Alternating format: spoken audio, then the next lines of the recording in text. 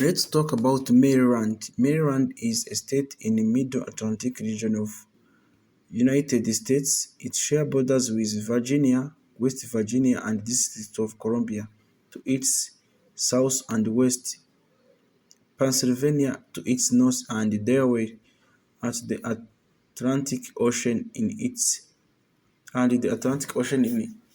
east.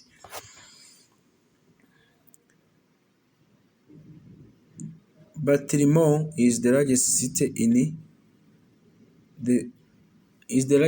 in the state, and the capital is Annapolis. Among its occasional nicknames are Old Line State, the Free State, and the Chesapeake Bay State. It is named after Henrietta Maria, the French-born Queen of England, Scotland, and Ireland, who was known then in England as Mary. Before its coastline was explored by Europeans in the 16th century, Maryland was inhabited by several groups of Native Americans, most by Algonquian people and to a least degree Iroquoian and Sioux.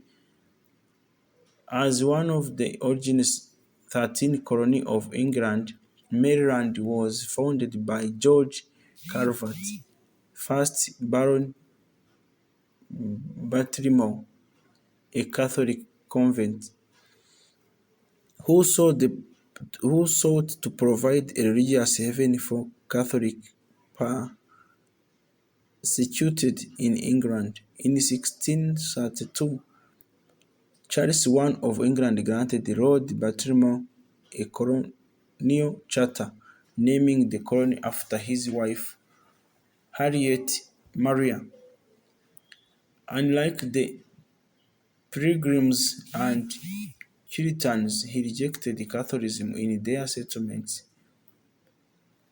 Lord Baltimore envisaged a colony where people of different religious sects would coexist under the principle of toleration. Accordingly, in 1649, the Maryland General Assembly passed an act concerning religion which enshrined this principle of penalizing anyone who reproached a fellow Marylander based on religious affiliation. Nevertheless, the religious strife was common in the areas, and Catholics remained a minority, albeit in greater numbers than in any other English colony.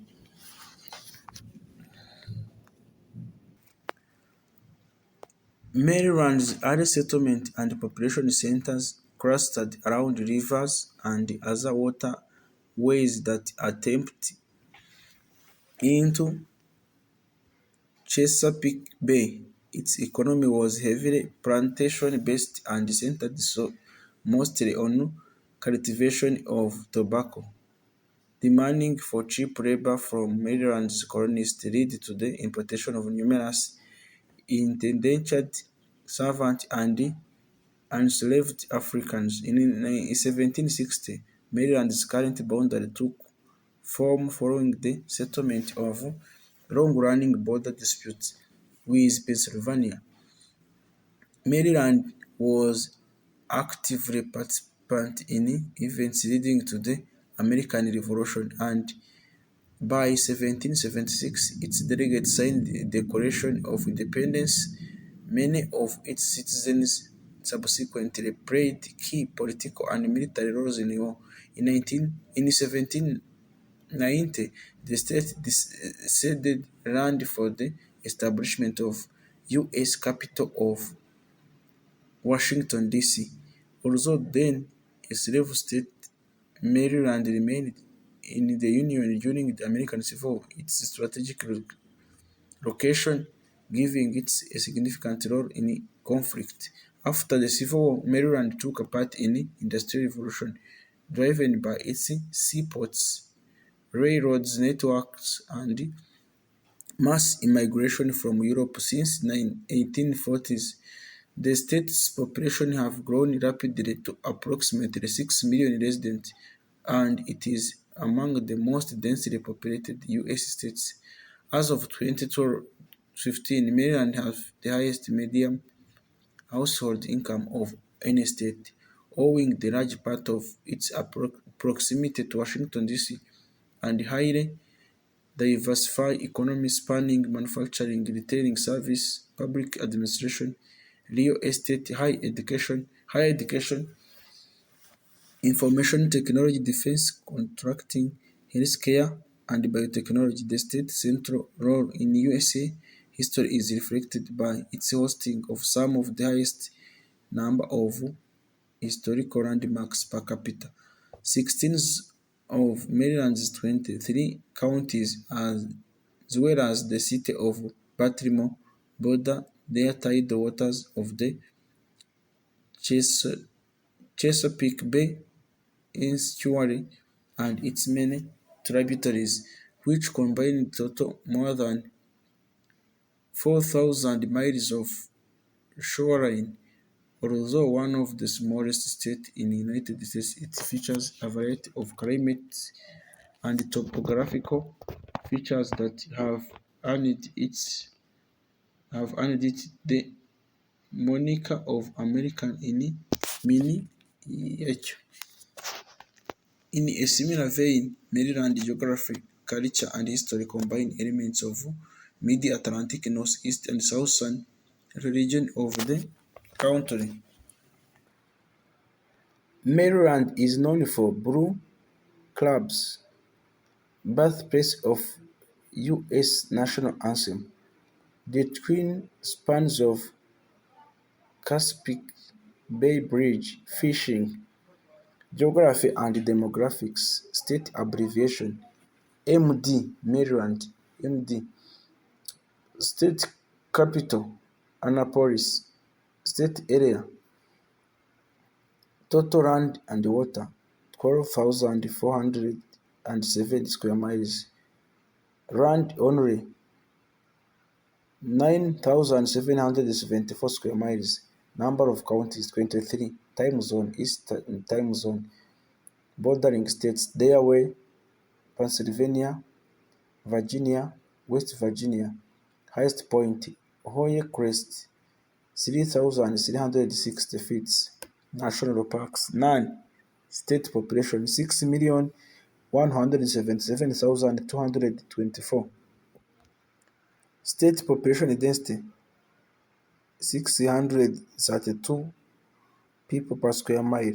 Area code, 227, 240, 249, 301, 410, 443, 667. Top cities as of 2020 population: Baltimore, 586,131; Frederick, 73,308; Rockville, 69,512; Gaithersburg, 67,741; Bowie, 58,212. Government and legislature. Statehood: April 28, 1788. Electoral votes 10. State symbols: State bag, Baltimore Oriole; State boat, skipjack; State cat, calico cat; State crustacean, blue crab; State dessert, Smith Island cake; State dinosaur, Astrodon Johnston; State dog, Chesapeake Bay River; State drink, milk; State exercise, walking; State fish, rockfish; State flower, black-eyed Susan; State folk dance, square dance; State fossil, shell, H-Fern, Gardner, Wilson; State green, Patuxent Riverstone; State horse, Thoroughbred horse. State insect. Baltimore check spot butterfly. State motto. Manly deeds, women words. State nickname. Free state. Old line state. State reptile. Diamondback trapping. State sports. Jousting. State team sport. Lacrosse. State tree. White oak. Sports teams. Major sports. NLB. Baltimore Orioles. NFL. Baltimore Raven. Washington football team. NCAA Division One schools. Capone State University. Loyola University of Maryland. University of Maryland, Baltimore County. University of Maryland, College Park. University of Maryland, Eastern Shore. Morgan State University. Mount St. Mary's University. Towson University. University State Navy Academy. Table Tennis Club in Maryland. Columbia. Harvard County Table Tennis. Goldsburg, Maryland Table Tennis Center. Popular tourist attraction, Adventure Park, USA.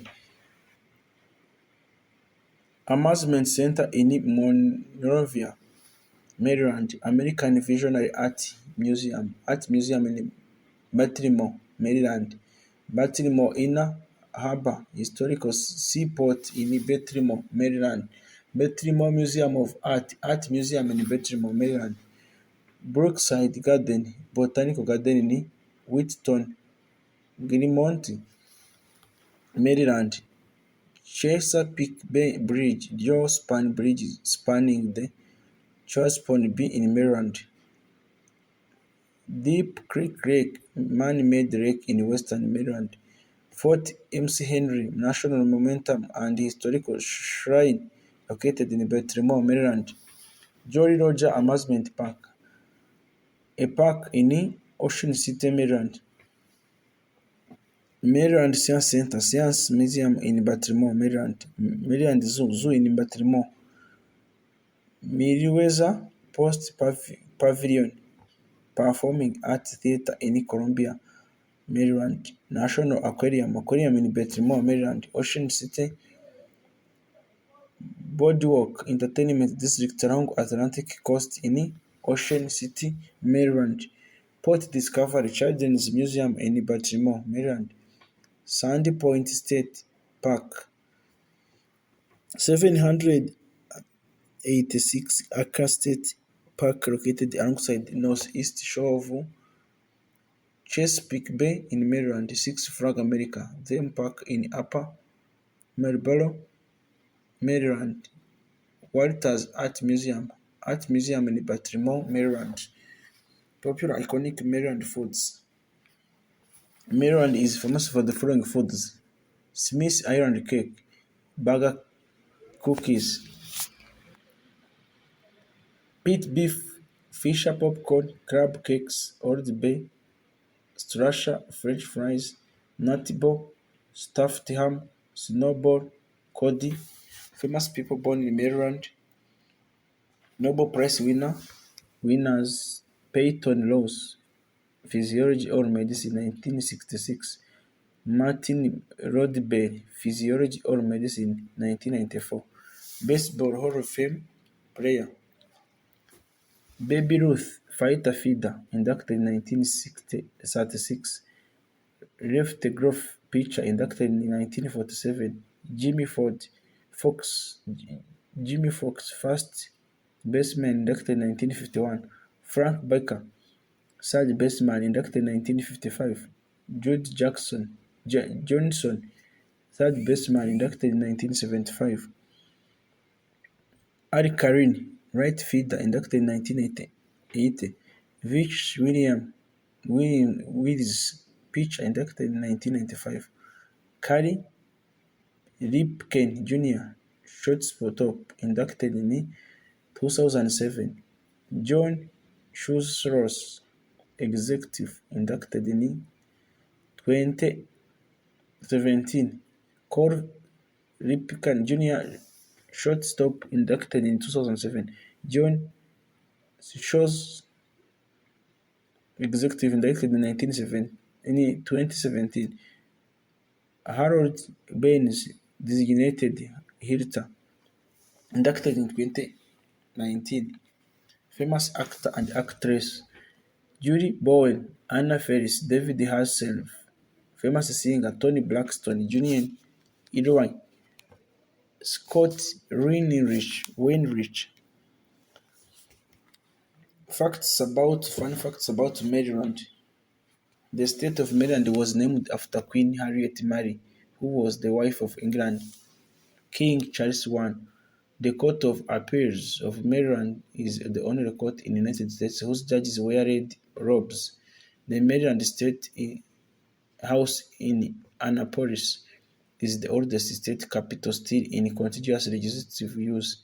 It is also the only state house ever to have served as national capital from 1783 to 1784.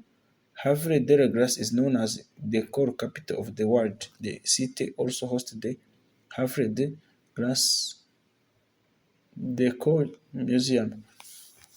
Maryland gave up some of its land to form Washington, D.C. Maryland is commonly referred to as America in miniature and sometimes Little America because it's home to just about any type of nature feature other than desert. Maryland was the first state to enact workmen's compensation law in 1902. National Anthem of the United States Star Spangled Banner was written by Francis Scott Key on September 13, 1814, after he witnessed the bombardment of Fort McHenry by the British during the Battle of Fort McHenry in War of 1812. Maryland is the only state in the United States with official state exercise walking. The longest escalator in the United States is Wheaton Station of Washington Metro in Montgomery County, Maryland. It is 230 feet long. In the city of Rockville, swearing on the road is misdemeanor. Is a misdemeanor. Thank you very much for being with us. This is Asha Store. We are discussing about all states in the United States. Today we focused about Maryland, which was named after Maria, the wife of King of England Charles I. Thank you very much for being with us. If you want, you can subscribe, comment, and share so that we can be together and watch every video which I will post on this channel. See you in another videos. Thank you very much.